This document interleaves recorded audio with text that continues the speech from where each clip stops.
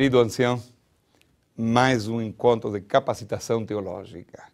A igreja agradece a sua missão, a sua tarefa, o seu amor, a dedicação pela igreja. Então, de alguma maneira, a igreja deseja acompanhar o seu trabalho. E hoje, acompanhado pelo pastor Edilson Valiante, que vai nos apresentar mais uma vez uma mensagem importante com relação a Jesus Cristo. E nós vamos pedir a Deus que Ele nos acompanhe ao estudarmos com relação a Jesus. Vamos orar. Bom Pai, vamos abrir a Tua Bíblia mais uma vez. Por favor, nos acompanhe e que nós possamos conhecer Jesus em forma pessoal. Amém. Te pedimos no nome de Jesus, o nosso Salvador. Amém. Amém.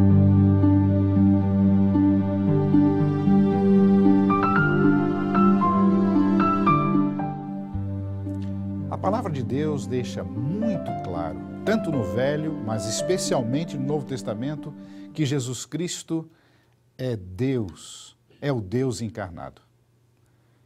Recordo o texto de Colossenses capítulo 2, verso 9, que diz que nele, em Cristo Jesus, habita corporalmente toda a plenitude da divindade. Há um texto muito bonito do Dejeto às Nações, na página 507, que diz que a divindade de Cristo é a certeza de vida eterna para o crente. Mas, certamente, Jesus Cristo tornou-se homem. A encarnação é um fato. Nós temos as genealogias de Jesus, apresentadas tanto em Mateus capítulo 1, como em Lucas 3. Essas genealogias não são exatamente iguais. A genealogia de Mateus, ela prestigia o nascimento, diríamos, da linhagem de José, enquanto de Lucas prestigia a linhagem de Maria e vem trazendo a sequência das genealogias até Adão. As genealogias são importantes para aqueles que pertencem à cultura e à tradição judaica, como Jesus Cristo pertencia, porque ali define realmente que ele é o descendente de Davi e que ele realmente é aquele que o Velho Testamento havia prometido. A Bíblia também deixa claro que o tipo de nascimento de Jesus Cristo foi um nascimento virginal. O próprio José, ele teve dificuldades a entender o nascimento de Jesus Cristo. Como que Maria teria ficado grávida? O casamento judaico é bastante curioso. Ele normalmente possuía duas fases importantes, o Kiddushim e o Rupar. Um tipo de noivado seria o Kiddushim, mas com um contrato de casamento já definido. As partes já haviam, diríamos, concordado com o casamento. A família já havia acertado os dotes. E o Rupar seria realmente as bodas, o casamento, a cerimônia que ocorreria mais tarde. No caso de Jesus Cristo, José e Maria, já haviam participado desse contrato chamado Kiddushim. Faltava, entretanto, a concretização do casamento, que se realizaria com a celebração do Rupar ou das bodas. Mas antes que o Rupar ou as bodas chegassem, Maria recebeu a visita de um ser angelical, que disse a ela que um ente santo nasceria dela.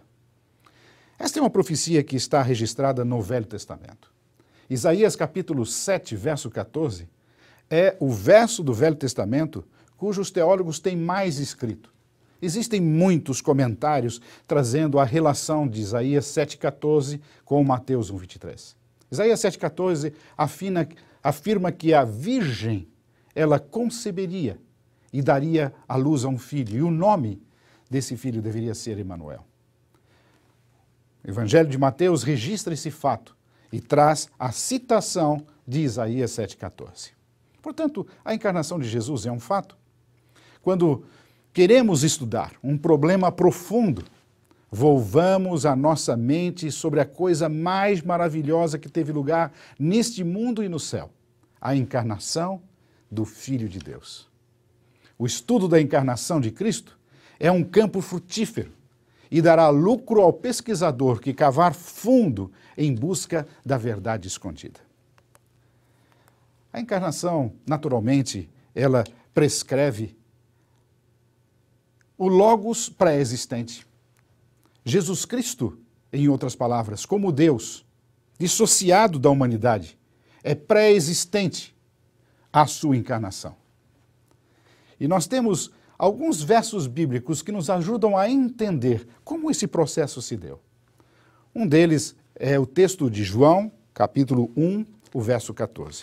Eu tomo a liberdade de ler esse texto porque ele nos traz, no prólogo de João, esta verdade tão clara.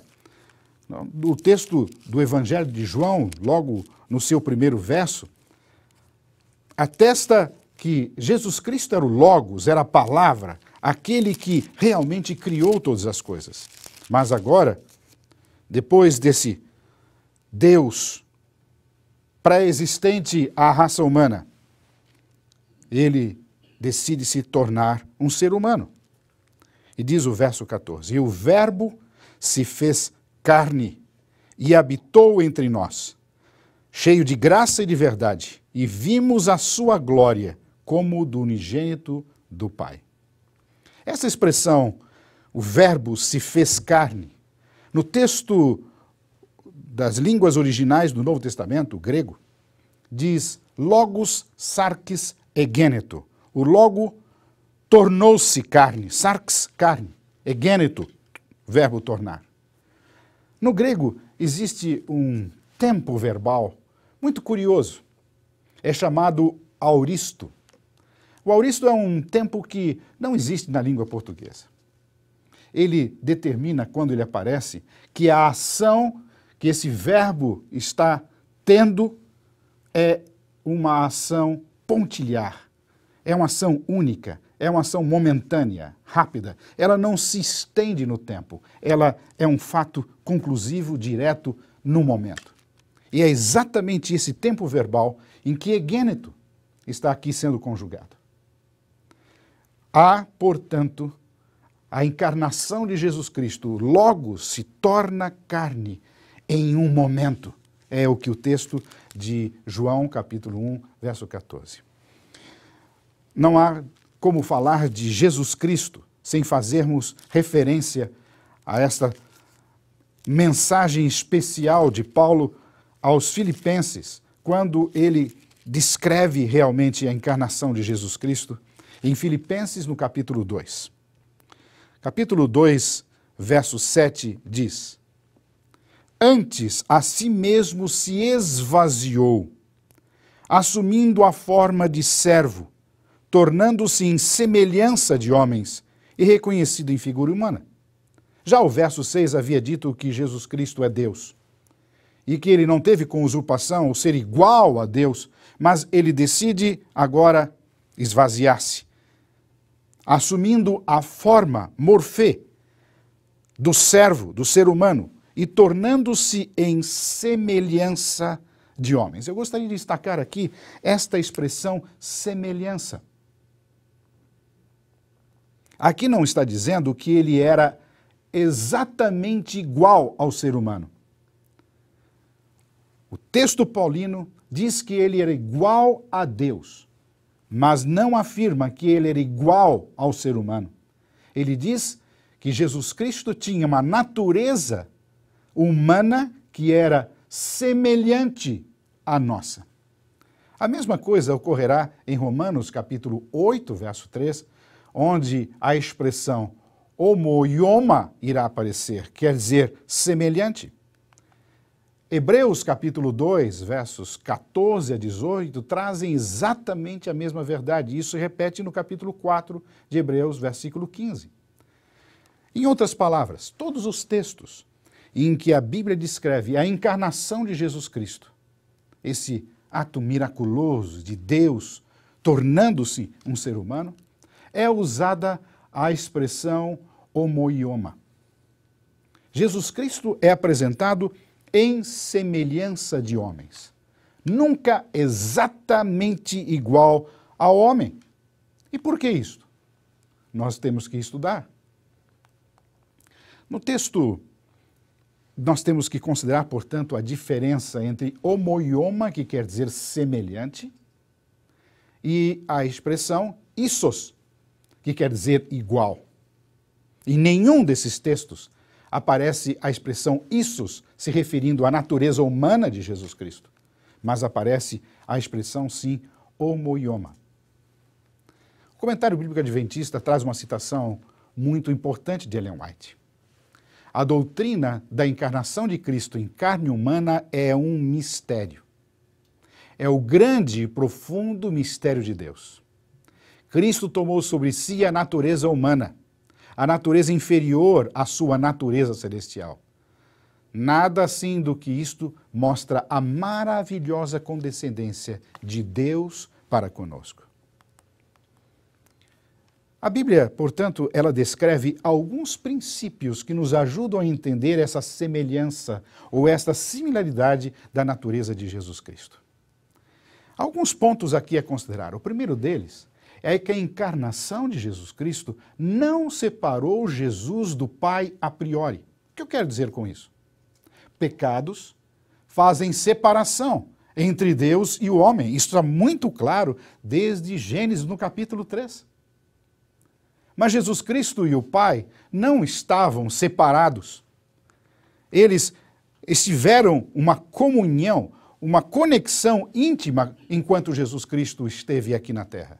Exceto quando, naturalmente, ele percebe a ausência do Pai na cruz do Calvário, quando ele mesmo declara: Deus meu, por que me desamparaste? Portanto, a encarnação não separou Jesus Cristo do Pai até o momento da cruz. Nós temos que entender também que a missão determina a extensão de sua humanidade. Desde os tipos lá do Velho Testamento, relacionados aos sacrifícios patriarcais, e também todo o sistema levítico em torno do tabernáculo e do templo, prefiguravam a necessidade de um cordeiro. Mas não podia ser qualquer cordeiro. Tinha que ser um cordeiro sem mácula, para que nenhum, diríamos, traço de pecado pudesse ser ali notado. Há uma analogia de Jesus como o segundo Adão, isso é descrito em Romanos, no capítulo 5, mas a relação que existe entre o primeiro Adão e o segundo Adão não é também de igualdade, ela é de similaridade. Eles são semelhantes, o primeiro Adão e o segundo Adão, Jesus Cristo. Eles não são iguais. Jesus, ele é o único em muitas coisas. Ele é o único Filho de Deus. Ele é o único que se encarnou. É o único que pode trazer salvação. É o único que estabeleceu o reino de Deus na terra. Portanto, nós temos que entender que há peculiaridade quando falamos a respeito de Jesus Cristo.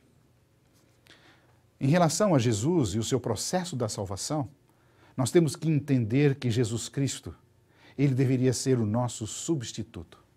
Ele não tem que ser exatamente igual a nós. Ele morreu pelos meus pecados. Ele me substituiu. Eu deveria morrer pelos meus pecados. Jesus Cristo, um ser perfeito, veio e morreu pelos nossos pecados. A Bíblia também afirma que, além de ser o nosso substituto, Jesus Cristo foi para nós um exemplo. Um exemplo de humildade, um exemplo de entrega, de abnegação, um exemplo de vida que deve ser seguida. Mas se nós colocarmos a Jesus Cristo como nosso exemplo, como faz hoje a teologia moderna, como fazem alguns pregadores da atualidade, colocam a Jesus Cristo meramente como exemplo, como um líder ético que deve ser seguido, nós perdemos de vista a dimensão mais importante da expiação de Jesus Cristo, que foi ele ter morrido pelos nossos pecados. Ele ser perfeito, morreu pelo imperfeito. Portanto, nós não podemos confundir. Jesus Cristo é o nosso exemplo, mas, antes de tudo, Jesus Cristo é o nosso substituto.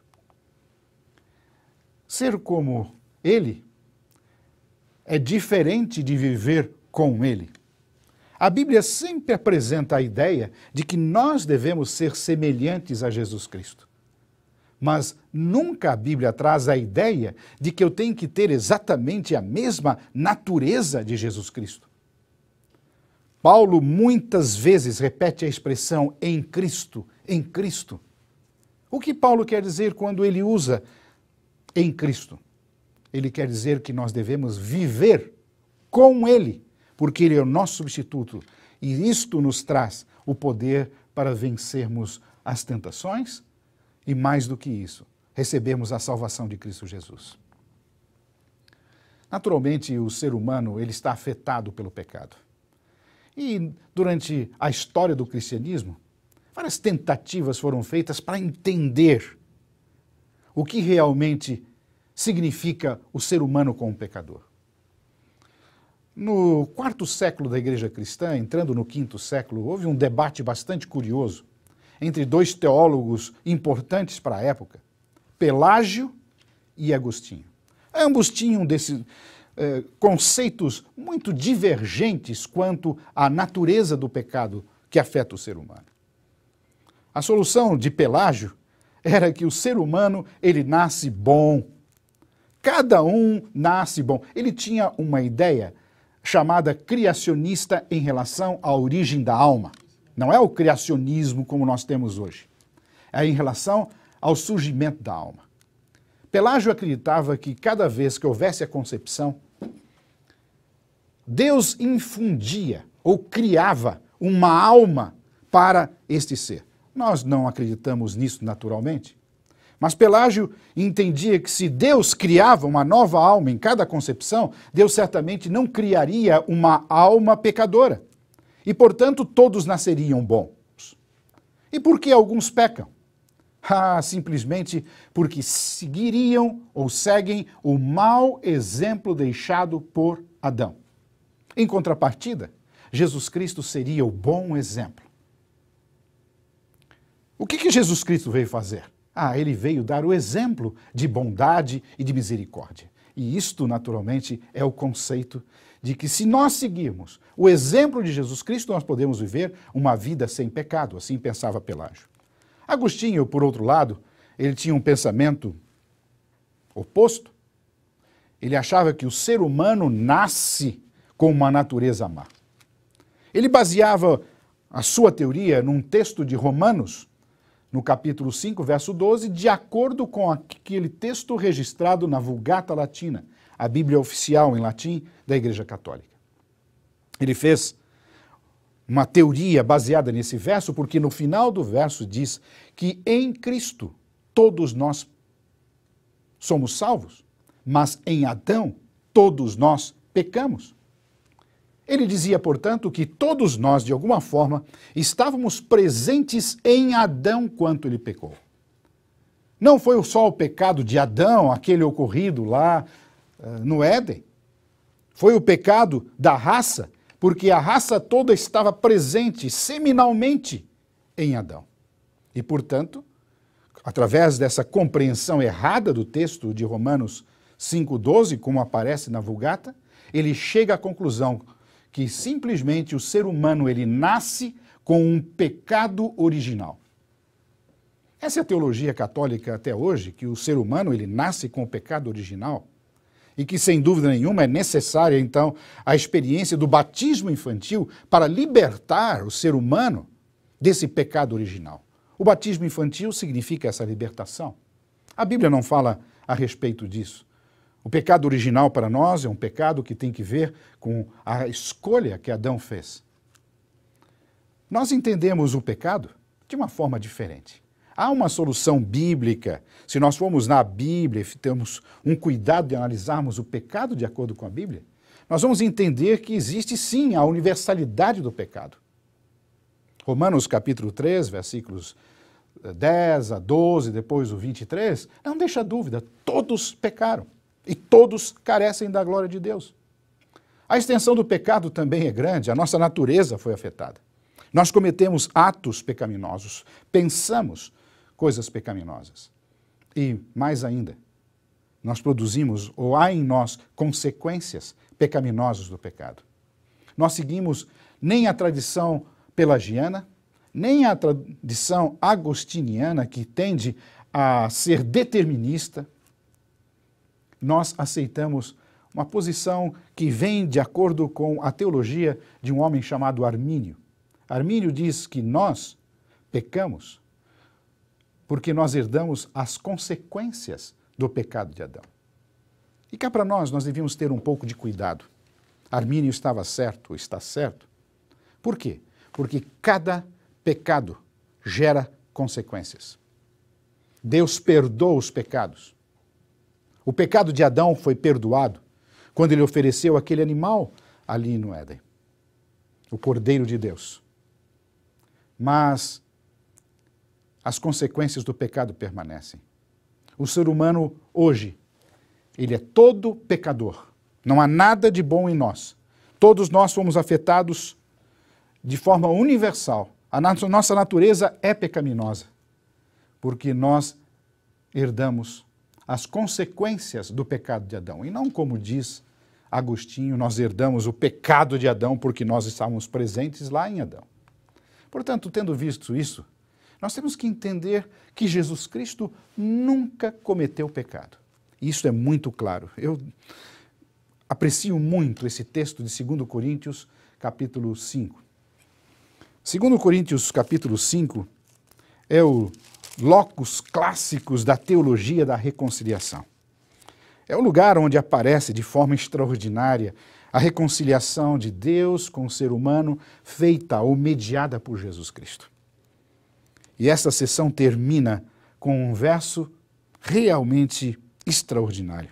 O verso 21 diz: aquele que não conheceu pecado, ele o fez pecado por nós, para que nele fôssemos feitos justiça de Deus. Aquele que não conheceu pecado foi feito pecado por nós. Há uma discussão teológica quando é que Jesus Cristo teria realmente aceito os nossos pecados. O fato é que ele viveu uma vida sem pecado. Ninguém o convenceria do pecado. Ninguém poderia dizer que ele cometeu pecado. Ele é perfeito. E nós temos estes versos todos que indicam que Jesus Cristo realmente teve uma vida santa, sem pecado. Ele assumiu na cruz do Calvário. E o momento mais extraordinário foi quando ele olhou aqueles soldados dividindo a sua túnica, sorteando para ver quem ficaria com a sua capa. Ele disse: Pai, perdoa-lhes, porque eles não sabem o que fazem. Certamente, a partir daquele momento, os nossos pecados foram colocados sobre os seus ombros. Embora sofresse as dores físicas da crucifixão, a partir daquele momento, a angústia dos nossos pecados feriu o coração de Jesus Cristo. Ele morreu no flagelo chamado cruz, mas não em consequência da cruz em si. Ele sofreu e morreu em consequência dos pecados que foram colocados sobre ele, pecados que eu e você cometemos, pecados da raça humana. Ele foi feito justiça de Deus. Nós deveríamos morrer. Ele morreu por nós. Ele que era perfeito morreu por nós. Cristo, portanto, é a representação perfeita de Deus por um lado e um perfeito espécime da humanidade sem pecado por outro lado. Portanto, qual a natureza humana que Jesus possuía? Existe uma discussão em torno disso. Algumas pessoas dizem que Jesus Cristo tinha a natureza humana como de Adão antes da queda. Essa ideia é chamada pré-lapsariana. Lapsus, um termo latino, quer dizer queda. Portanto, é uma natureza humana como de Adão antes de cometer o pecado, antes da queda. Outros afirmam que Jesus Cristo, quando assumiu a natureza humana, ele assumiu uma natureza humana pecadora, como a de Adão depois da queda. Essas pessoas não entendem que pecado tem que ver com a natureza do ser humano. Essas pessoas entendem pecado apenas como um ato de transgressão da lei. É lógico que pecado é um ato de transgressão da lei, mas ele vem em consequência de algo muito mais profundo, que faz parte, portanto, da nossa natureza pecadora. Essas pessoas acreditam que Jesus Cristo tem uma natureza humana pós-lapsariana. A minha pergunta é, e para a Bíblia? O que a Bíblia diz? O que Ellen White afirma? Eu posso dizer com clareza, através dos versos bíblicos que indicam a perfeição de Jesus Cristo, que ele não cometeu pecado, que ele não tinha nenhum tipo de pecado, porque ele mesmo disse, ninguém me convence do pecado. O pecado nada tem em mim. O príncipe desse mundo nada tem em mim. Portanto, eu poderia dizer que a Bíblia e Ellen White, como nós vamos ver, não estão nem do lado pré-lapsariano e nem do lado pós-lapsariano. Jesus tinha uma natureza humana distinta, única. E o que significa isso?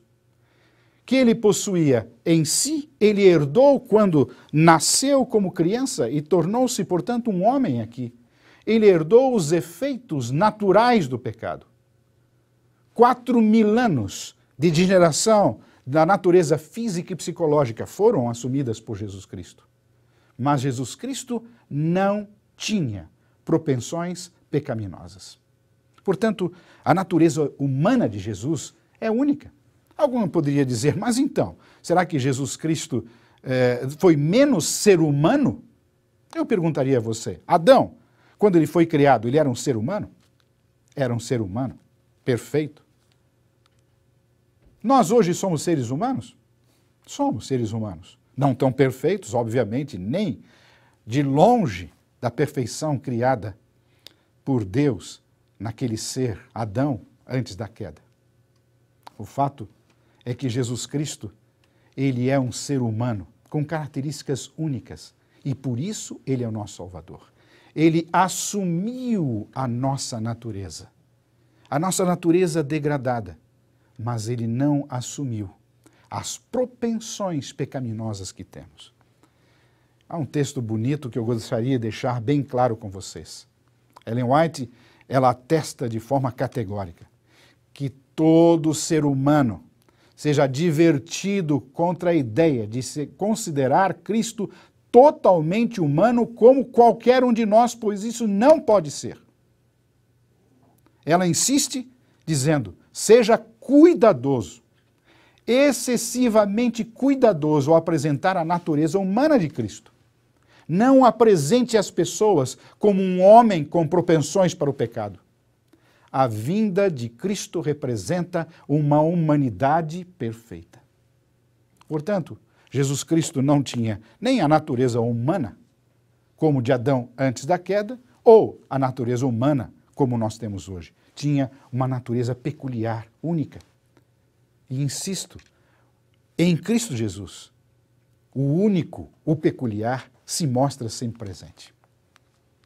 Naturalmente, nós não temos dúvidas em relação à natureza humana de Jesus Cristo, no sentido de ele herdar as características nossas. Ele teve fome, ele teve sede, ele andava de lugar em lugar, ele chorou, ele teve inquietações, ele teve que aprender a palavra de Deus, aquela mesma que ele havia ensinado a Moisés lá no Monte Sinai. Ele aprendeu no colo de sua mãe. Ele decidiu não fazer uso do seu conhecimento anterior como Deus, e como qualquer um de nós, ele aprendeu. Jesus esteve movido pelas mesmas inquietações que um ser humano vive, mas a sua natureza era peculiar. Agora, como se relacionam, portanto, essa natureza divina e a natureza humana em Jesus Cristo? Jesus Cristo possuía duas naturezas. Eu gostaria de definir o que é, portanto, a natureza. É uma só pessoa, uma personalidade, uma razão, uma vontade. Jesus Cristo não tinha duas personalidades. Ele não tinha um problema patológico. Ele tinha uma única razão. Ele não tinha duas vontades, uma humana e outra divina. A união da natureza divina com a humana de Jesus, isso não significa que ele assumiu 50% da natureza humana, sendo Deus 50% apenas. Pelo contrário, ele era 100% Deus e 100% ser humano todo o tempo. As duas naturezas estavam combinadas, mas elas não se fundiam, elas estavam unidas, mas nunca separadas. Eu não poderia dizer, aqui está a natureza humana de Jesus Cristo dissociada da sua natureza divina. Não há mistura, não há, portanto, a formação daquilo que poderia ser chamado de uma terceira natureza. A natureza humana e divina colocadas num liquidificador e batidas e misturadas no processador, dando como resultado uma terceira natureza. Esse não é o caso de Jesus Cristo. A Bíblia deixa isso muito evidente.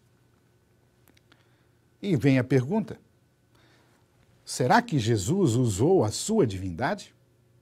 Ou então, Jesus usou a sua divindade para benefício próprio?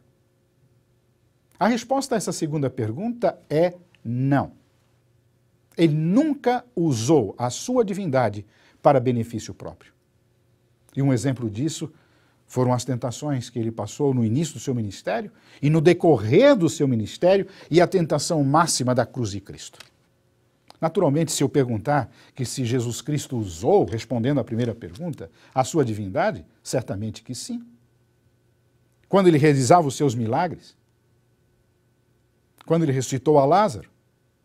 Mas de forma muito curiosa, Jesus Cristo exercia a sua divindade em parceria com o Pai, porque todas as ações da divindade são trinitarianas. Uma outra pergunta seria, a divindade irradiou-se através da humanidade em algum momento? Sim, algumas vezes. O livro de Todas as Nações, e a Bíblia nos dá indícios disso de forma muito clara, Jesus Cristo transpareceu a sua divindade, perspassou a natureza humana. Um dos momentos mais dramáticos, podemos dizer, foi no momento da transfiguração lá no monte, quando a sua natureza divina irradiou-se sobre a natureza humana. Um outro momento marcante foi no Getsêmani, quando a sua natureza divina mostrou-se àqueles que vinham para aprisioná-lo. E mesmo assim, aqueles indivíduos movidos pelo sentimento pecaminoso, liderados por Satanás, eles simplesmente prenderam a Jesus Cristo e o levaram até a crucifixão. A divindade e a humanidade acham-se misteriosamente combinados. E o homem e Deus tornaram-se um. Eu não tenho nem palavras, nem argumentos para explicar como que estas naturezas estavam tão perfeitamente estabelecidas em Jesus Cristo. É um mistério. E eu desafio a você, e eu gostaria de aprender dos próprios lábios de Jesus Cristo, como que isto ocorreu lá na eternidade nos céus. Jesus Cristo, ele foi tentado. É interessante, se Jesus Cristo era perfeito, poderia ele ser tentado? Pergunto a você, Adão, criado perfeito, poderia ele ser tentado, assim como a sua esposa Eva? Sem dúvida. A tentação houve para o casal perfeito lá no Éden. Jesus, como um ser perfeito, também foi assediado por Satanás. Poderia Jesus Cristo cair em tentação? Ora, se Adão, criado perfeito, caiu, Jesus Cristo também poderia ter cedido à tentação. Houve, portanto, um risco que nós não podemos avaliar, tamanha a sua seriedade de Jesus Cristo ter se encarnado e estar sujeito às tentações. Uma outra pergunta, quantas vezes foi Jesus tentado? Algumas pessoas entendem que Jesus foi tentado apenas ali no deserto, chamado deserto da tentação, depois de ter passado 40 dias sem comer. Digo a vocês que há muito mais tentação. Satanás tentou a Jesus Cristo de várias maneiras. O seu ministério foi um ministério de tentação, às vezes até de forma positiva, e nós temos que ter cuidado com isso. Poucos dias antes dele saber que iria dar a sua vida por nós, vieram os gregos convidando para que ele fosse pregar o evangelho do reino de Deus. E ele entendeu que aquela era uma tentação de Satanás. Todas as tentações de Satanás em relação a Jesus Cristo têm dois propósitos. Primeiro, fazer com que ele use a sua divindade para benefício próprio. Nunca o fez. A segunda razão, desviá-lo da cruz de Cristo. Desviá-lo da cruz, desviá-lo do sacrifício. Mas quando Satanás percebeu que ele não conseguiria jamais desviar Jesus da cruz, o que ele fez? Ele fez com que a cruz se tornasse muito mais dura de ser suportada. As tentações de Jesus Cristo, elas são interessantes. A própria Bíblia nos diz, lá em Hebreus, no capítulo 4, que Jesus Cristo foi tentado. E eu gostaria de ler esse texto começando no versículo 14, Hebreus, no capítulo 4, versículo 14 até o 16. Tendo, pois, a Jesus, o Filho de Deus, como grande sumo sacerdote, que penetrou nos céus, conservemos firme a nossa confissão, porque não temos sumo sacerdote que não possa compadecer-se de nossas fraquezas. Antes foi ele tentado em todas as coisas, à nossa semelhança, mas sem pecado. E o verso 16 diz que nós podemos nos achegar ao seu trono de graça, porque dele recebemos misericórdia, dele recebemos o socorro para vencermos também as nossas tentações. Mas vem a pergunta, como que Jesus Cristo foi tentado em todas as coisas? Será que ele foi tentado a usar uma droga do século XXI? Ou um momento de prazer via internet?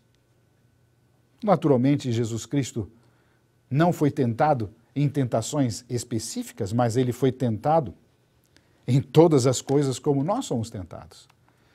Se nós pegarmos o texto de Mateus 4, da tentação de Jesus Cristo, veremos que a primeira tentação de Jesus, ela faz com que Jesus, a tentação era ser independente de Deus, haja de forma independente de Deus. Ele compreendeu isso e disse, nem só de pão vive o homem, mas de toda a palavra de Deus. A segunda tentação foi do lado oposto. Você é dependente de Deus? Você não quer agir de forma independente? Então, Satanás o tentou de forma com que ele talvez fosse super dependente de Deus. Lance daqui para baixo. Deus dará ordem e virá socorrê-lo. A tentação da superdependência ou a presunção. A terceira tentação é uma tentação da barganha, do toma lá, dá cá, dos favorecimentos que tanto assolam a humanidade, no sentido de que Satanás disse a ele, olha, se você simplesmente, você sabe que tem a cruz pela frente, você sabe que tem uma longa jornada, você sabe que vai ser difícil. Eu sou o príncipe desse mundo, se você tão somente prostrado me adorar, eu vou lhe dar o mundo inteiro. Eu digo para vocês com muita clareza, todas estas tentações, elas são nada mais, nada menos do que símbolos das mesmas tentações que nós passamos.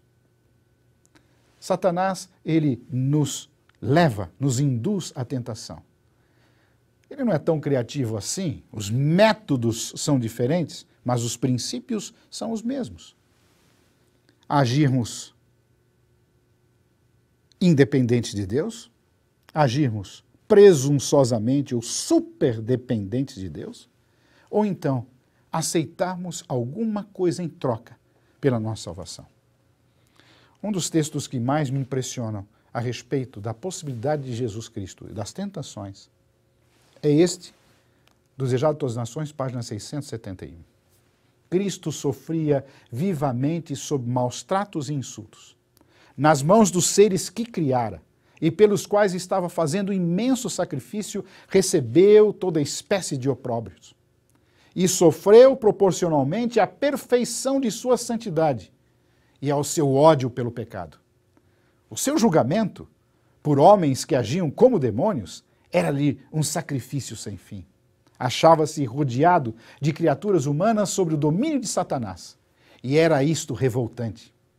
E sabia, num momento, que por uma irradiação súbita seu divino poder, poderia reduzir a pó os seus cruéis atormentadores. E Ellen White conclui, isto tornava a tentação ou a provação mais dura de sofrer. Quando lá na cruz de Cristo vieram aqueles seres iluminados por Satanás, tu não és o Cristo? O rei dos judeus, desce da cruz. Jesus Cristo poderia sim ter descido da cruz. As tentações as quais Jesus Cristo suportou foram tentações na proporção da sua santidade. Jesus Cristo sofreu. Há, portanto, um padrão das tentações. Esses 3 métodos de Satanás, esses 3 princípios ele usa até hoje. Em 1 Coríntios, no capítulo 10, verso 13, diz que nós temos sim o poder que vem de Jesus Cristo para vencermos as tentações. Eu gostaria de, em poucos minutos com vocês, trazer um entendimento de como Jesus Cristo foi entendido na história. A visão dos discípulos da igreja cristã primitiva, da igreja do primeiro século, era clara. Aquela estabelecida pelo próprio Jesus Cristo em São Mateus, no capítulo 16, versículos de 13 em diante. Ali Jesus Cristo pergunta, o que os outros dizem que eu sou? E depois, criando mais coragem, ele pergunta, o que vocês dizem que eu sou? E Pedro declara de forma categórica no verso 16, tu és Cristo, o Filho de Deus vivo. Esta era a compreensão, este era o entendimento que os discípulos e a igreja cristã tiveram. O Novo Testamento afirma de forma muito clara e evidente isso. Eles criam que Jesus Cristo era o Filho de Deus, o Deus vivo, encarnado. Eles tinham uma relação pessoal com Jesus Cristo. Eles conviviam com ele. Os apóstolos testemunhavam desse momento especial de terem estado com Jesus Cristo. Mas, infelizmente, a partir do 2º século, surge uma praga dentro do cristianismo. Os cristãos começam a interpretar a Bíblia à luz das especulações filosóficas. E a compreensão de Jesus Cristo, ela vai ter agora um movimento que eu vou chamar o movimento pendular. É como um pêndulo de um relógio que vai de um lado para o outro. Por exemplo, as primeiras heresias, as heresias dos primeiros séculos, algumas delas, elas tinham a tendência de enfatizar a humanidade de Jesus. Eram mais pessoas movidas pela tradição judaica, do monoteísmo radical. Eles estavam de um lado desse pêndulo, enfatizando a humanidade de Jesus Cristo. Os ebionitas, lidados por um indivíduo chamado Ebion, eles se autodenominavam os pobres. Eles diziam de forma muito clara que Jesus Cristo, ele, na realidade, era um ser humano como qualquer um outro. E por ocasião do seu batismo, ele recebeu um poder especial para se tornar o Messias. Um pensamento muito parecido era o dos adocionistas, liderados especialmente por Paulo Samosata. Ele dizia que Jesus Cristo, por ocasião do batismo, ele foi adotado como Filho de Deus. Uma ideia parecida também era dos alogóis. Alogóis porque eles negavam o prólogo ou o logos de João, tanto no seu evangelho quanto na sua primeira carta. Haviam, entretanto, aqueles que estavam do outro lado. O pêndulo ia de um lado para o outro. E havia um grupo de pessoas dentro da tradição cristã que enfatizavam apenas a divindade de Jesus Cristo.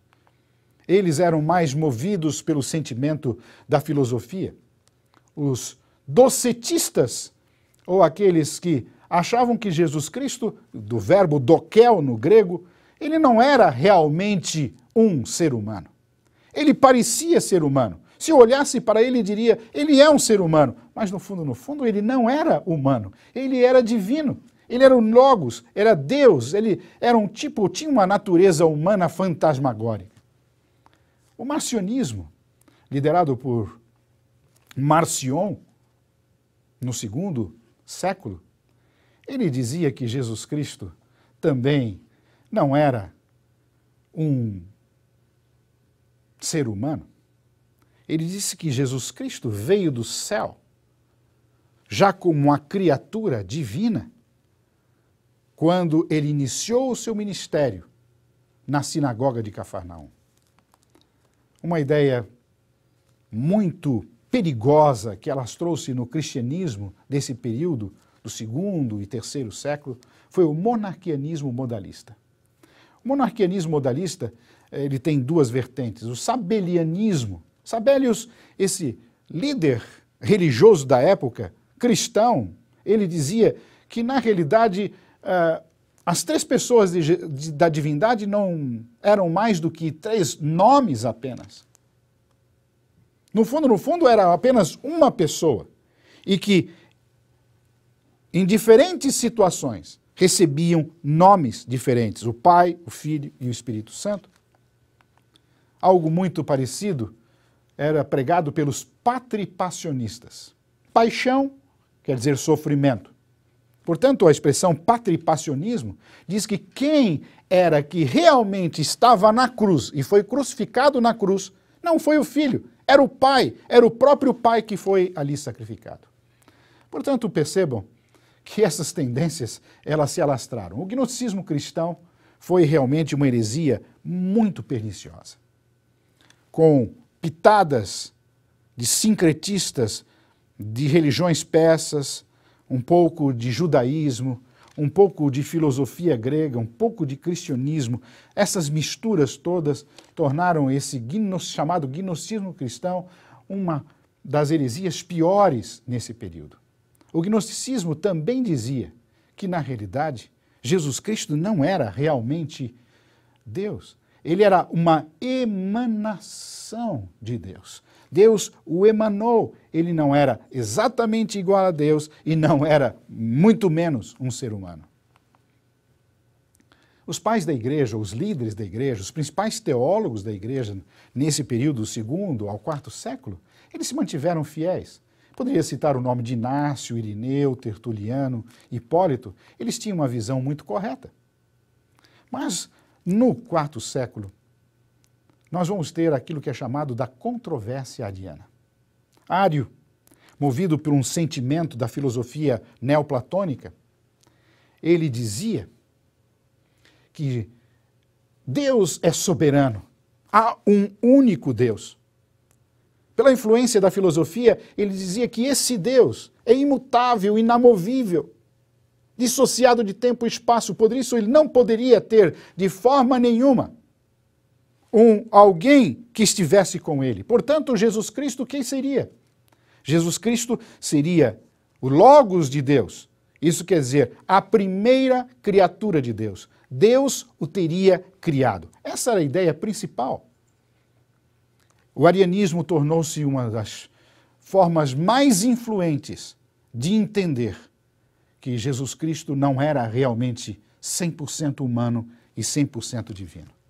E foi necessário o Concílio de Nicéia, convocado pelo próprio imperador Constantino, quando ele percebe que o seu império está sendo afetado pelas ideias arianas. Ele convoca os bispos de todas as partes do mundo para que viessem a Nicéia, uma pequena cidade, e ali houve um concílio, é chamado o primeiro concílio ecumênico da igreja. O próprio Constantino estava presente e determinou as definições desse concílio.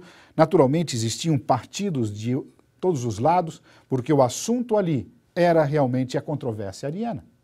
Ário foi condenado nesse concílio. Eu trago aqui a vocês apenas uma frase da declaração do Concílio de Nicéia. Diz assim: Deus de Deus, luz de luz, falando de Jesus Cristo, Deus verdadeiro de Deus verdadeiro, gerado, não feito, não criado, de uma só substância com o Pai.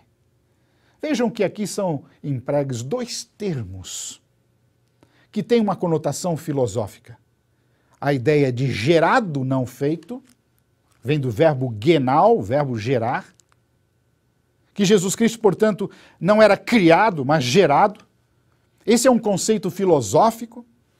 muito pernicioso à compreensão da palavra de Deus, e que Jesus Cristo teria uma só substância como o Pai, homoousia.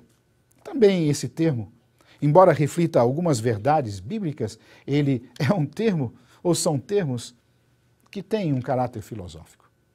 Concluo, portanto, que o Concílio de Nicéia, embora declarando Ário e aqueles que não concordavam com a total divindade e humanidade de Jesus Cristo, condenassem esses seres, fez uso de expressões que talvez não fossem as melhores, embora as conclusões foram interessantes. Se nós pensarmos que isso resolveria a situação, não foi assim. Depois do Concílio de Nicéia, as coisas continuaram, os problemas permaneceram. Existiam agora aqueles chamados semi-arianos, e nós temos muitos em nosso meio. Os semi-arianos dizem que Jesus Cristo não foi criado por Deus, mas foi, de alguma forma, gerado. Houve um tempo em que Deus resolveu gerar, e dele nasceu Jesus Cristo. Esse é o semi-arianismo. Existiam os homoiousianos. Vejam que no Concílio de Nicéia foi declarada a fórmula Jesus é homoousia. Mas se eu colocar esse i no meio, muda todo o sentido? Homoiousianos dizem aqueles que entendiam que Jesus Cristo tinha uma natureza semelhante à de Deus, mas não era exatamente igual à de Deus. Surgiram as escolas teológicas de Alexandria e de Antioquia. A primeira enfatizava a ênfase na união das naturezas. É certo que depois do Concílio de Nicéia, o pêndulo já não mais tinha uma latitude tão grande, mas ainda havia um pequeno movimento pendular de lá para cá. E a escola de Alexandria e Antioquia representam essas tradições. Uma, Alexandria, colocando a ênfase na união das naturezas, repetindo, e a de Antioquia, uma ênfase na diferença entre o corpo humano e o Logos divino. Naturalmente, houve extremos em todas essas escolas. O apolinarianismo e o euticanismo são exemplos da tradição alexandrina. Na tradição antioquina, nós temos nestorianismo, que afirmava a união voluntária e não a essência das duas naturezas de Jesus Cristo. Essa foi uma heresia muito perniciosa. Foi necessário, portanto, um outro concílio ecumênico. Na realidade, o quarto concílio ecumênico em 451. O concílio de Calcedônia tentou pôr uma pedra realmente determinando o entendimento em relação à natureza de Jesus Cristo. Mas eu digo para vocês com toda sinceridade, isso não parou aí. Continuou logo em seguida. As discussões permaneceram porque o concílio de Calcedônia, na sua frase final, diz que Jesus Cristo é filho de Maria e que Maria é a mãe de Deus. Theotokos, ela é a mãe de Deus. Ela deu à luz a Deus. E outros diziam que isto era uma heresia. Eles criam no conceito Christotokos, que Maria deu à luz a Cristo. Essas discussões em Christotokos e Theotokos, elas permanecem até o dia de hoje. A situação também em relação ao iconoclasmo, ou à crise iconoclástica, até hoje perdura. Quando alguém faz uma imagem de Jesus Cristo, o que está sendo representado naquela imagem? A natureza divina de Jesus Cristo está estampada numa imagem? Portanto, são discussões que permaneceram. A pergunta ainda ecoa aos nossos dias. A pergunta que Jesus Cristo fez: quem diz o povo ser o Filho do Homem? A teologia moderna, desde o final do século XVIII, início do XIX em diante, com o surgimento do método científico, a filosofia de Immanuel Kant, não pode aceitar Jesus Cristo como sendo Deus. Desde os teólogos do século XIX, passando pelo século XX até os nossos dias, a teologia tem insistido que Jesus Cristo era um ser humano, eticamente bom, porque é impossível acreditar que Deus tenha encarnado. Portanto, a teologia moderna, valendo-se do método crítico histórico, considera a Bíblia como qualquer um outro livro e Jesus Cristo como qualquer um ser humano. Aponto como exemplo a vocês um grupo chamado Jesus Seminar, que desde 1985 se reúnem periodicamente para decidir o que realmente Jesus Cristo teria dito. Os evangelhos contêm muito material que nós entendemos ser palavras de Jesus Cristo. Mas esse grupo, ele realmente tentou ou tenta de forma aparentemente científica determinar o que realmente Jesus Cristo teria dito. Nós temos os 4 evangelhos, e seria muito peculiar que eles escolhessem um dos 4 evangelhos como a base ou fundamento, se eles quiserem ser científicos. Mas não.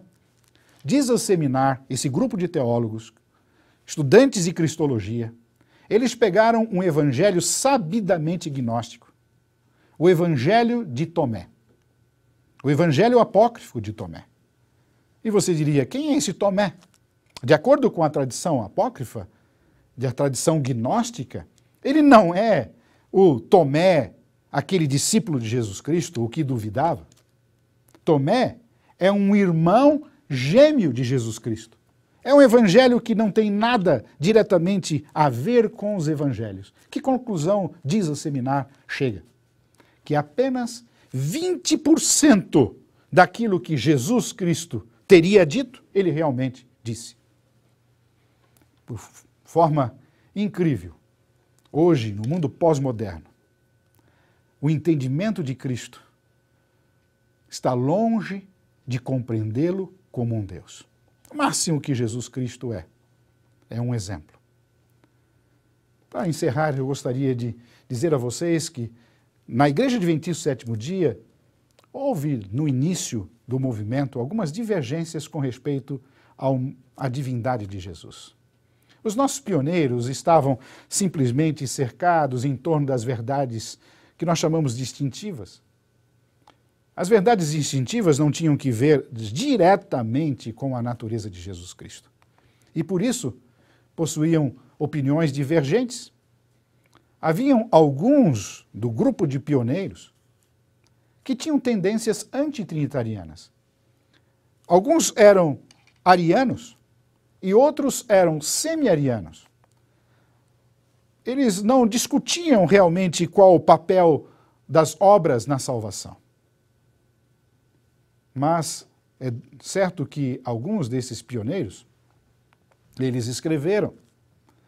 Eu vou citar o nome de alguns apenas como referência: Bates, Tiago White, Ray Smith, Andrews, Waggoner, os dois, pai e filho, Prescott. No início do seu ministério, tiveram dúvidas em relação à divindade de Jesus Cristo. O pastor Tiago White, em 1852, ele diz que Jesus Cristo não era Deus como Deus. Mais tarde, entretanto, estudando a palavra de Deus, ele mudou de ideia. Muitos desses líderes, portanto, eles mudaram de ideia. Mas de onde vem essa tradição? Essa tradição antitrinitariana ou essa tradição contra a natureza divina de Jesus Cristo? Vem da Igreja da Conexão Cristã. Muitos desses líderes haviam pertencido a este movimento religioso. Naturalmente, depois de algum tempo, a maioria deles retratou-se, ou pelo menos evoluiu na sua intenção de compreender a natureza de Jesus Cristo. Mas a posição de Ellen White sempre foi clara e categórica. E ela deixa isto de forma muito explícita quando ela publica o livro Desejado de Todas as Nações. Não há dúvidas da compreensão de Ellen White a respeito da divindade de Jesus Cristo. Todas as declarações oficiais da Igreja Adventista do Sétimo Dia, a declaração de 1931, a declaração de 1980 e a reformulação de 2005, na crença fundamental número 4, atestam a divindade de Jesus Cristo. E a pergunta que Jesus fez aos discípulos, ainda deve ecoar nos nossos ouvidos hoje. E vós, o que dizeis que eu sou? Pode ser que os outros digam alguma coisa diferente da palavra de Deus. Mas eu creio que nós, como adventistas, como cristãos, que seguem a palavra, devemos responder como Pedro respondeu: Tu és Cristo, o Filho do Deus vivo. Pastor Edilson, muito obrigado pela mensagem desse momento. Eu fiquei vendo que o senhor tinha até vontade de continuar mais um pouco. Que é assim mesmo, né? Quando nós falamos de Jesus, temos vontade de continuar. Eu não vejo a hora de estar no céu e estudar a Jesus Cristo durante toda a eternidade. Essa é uma coisa boa, né? Vai chegar logo em breve, esse momento. Em breve vai chegar. Graças a Deus, porque Jesus está voltando em breve, né? Pastor, eu tenho só uma pergunta. Há algumas pessoas que chamam-se de adventistas históricos. Adventistas históricos. O que poderíamos falar com relação a isso? Interessante, né, pastor? Eu gastei parte da minha fala falando a respeito dessas heresias que se introduziram no seio do cristianismo.